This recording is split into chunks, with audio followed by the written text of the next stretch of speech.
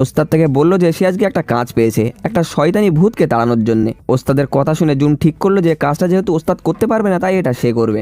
সেই রাতে সে যখন ঘুমোচ্ছিল হানজি ভাবলো যে এই সুযোগে তাকে আবার কিস করে নেওয়া যাক, কিন্তু মাঝরাতে হঠাৎ ওস্তাদ জেগে ওঠায় তার প্ল্যানটা ভেস্তিয়ে যায়। ঘুম থেকে উঠে জুন তাকে দেখতে পেয়ে ভাবে যে এ নিশ্চয়ই এখানে কোনো গন্ডগোল করতে এসছে, তার মতলব খুব একটা ভালো না, তাই সে রেগে মেগে তাকে ঘর থেকে বের করে দিল। পরের দিন সকালে ওস্তাদ ঘুম থেকে উঠে দেখলো তার শরীর ব্যথায় ফেটে যাচ্ছে, যদিও গত রাতের কোনো কথাই তার মনে নেই। খাওয়া দাওয়া শেষ করে জুন হানজিকে নিয়ে ওস্তাদের দেওয়া সেই ঠিকানায় পৌঁছিয়ে গেল। হানজিকে বাইরে অপেক্ষা করতে বললে সে শোয়ার ঘরে ঢুকলো। হানজি তখন অন্য কিছু একটা খেয়াল করে তার পিছু নেয় আর দুজনে দুই দিকে হয়ে যায়। শোবার ঘরে ঢুকে জুনের মনে হলো আলমারির ভেতরে নিশ্চয়ই কোনো একটা সমস্যা আছে। সে যেই আলমারিটা খুললো দেখলো ভিতরে কেউ নেই, কিন্তু হঠাৎ তখনই একটা হাত তাকে ভিতরে টেনে নিল। জুন কিছু বোঝে ওঠার আগেই দেখলো ভূতটা তার অনেক কাছাকাছি। তবে আশ্চর্যজনক বিষয় হলো ভূতটা তাকে কোনো ক্ষতি করছে না, উল্টে সে তাকে বলছে যে যত তাড়াতাড়ি সম্ভব এখান থেকে পালিয়ে যেতে। আসলে এই মহিলার স্বামী বেঁচে থাকাকালীন খুব মারকুণ্ডে ছিল, সে তার স্ত্রীকে আলমারির ভেতরে আটকিয়ে রেখে মরতে দিয়েছিল।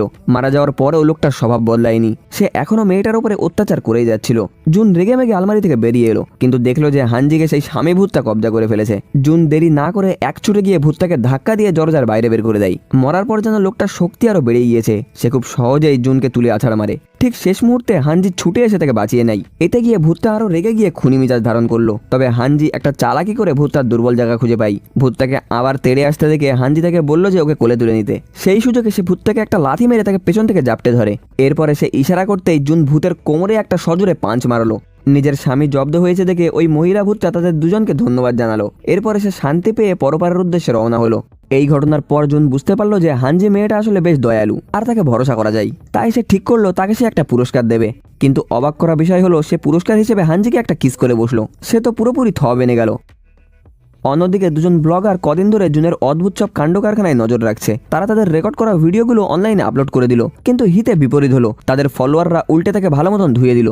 একটা মোটা মহিলা তো অনলাইনে সমালোচনা করছিল। সে কমেন্ট করছিল যে একটা মৃত সেলিব্রিটি মারা যাওয়ার পরেও অ্যাটেনশন পাওয়ার চেষ্টা করছে। ওই ব্লগাররা এই সেলিব্রিটিকে নিয়েও ভিডিও পোস্ট করেছিল, কিন্তু সমালোচনা করতে করতেই লিফটের দরজাটা বন্ধ হয়ে যায় আর তার ভিতরে লাইটটা কাঁপতে শুরু করে। মহিলাটার হাতের ফোনে অটোমেটিক সেই মৃত সেলিব্রিটির বোকা বোকা ভিডিও চলতে শুরু করে। মহিলা ভয় পেয়ে পেছনে তাকিয়ে দেখে যে সেই মৃত সেলিব্রিটি ভূতটা তার ঠিক পাশেই দাঁড়িয়ে আছে। ভয়ে তো তার জান যায় অবস্থা।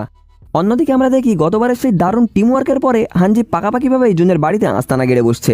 যদিও সে ভূত ঘরের জায়গা সে খুব একটা নেয় না, কিন্তু সমস্যা হলো তার খাওয়া দাওয়া নিয়ে। মেয়েটা দামি দামি খাবার ছাড়া খায় না। দোকানে গিয়ে মেয়েটা গরুর মাংস নিয়ে জোরাজোরি করতে লাগে।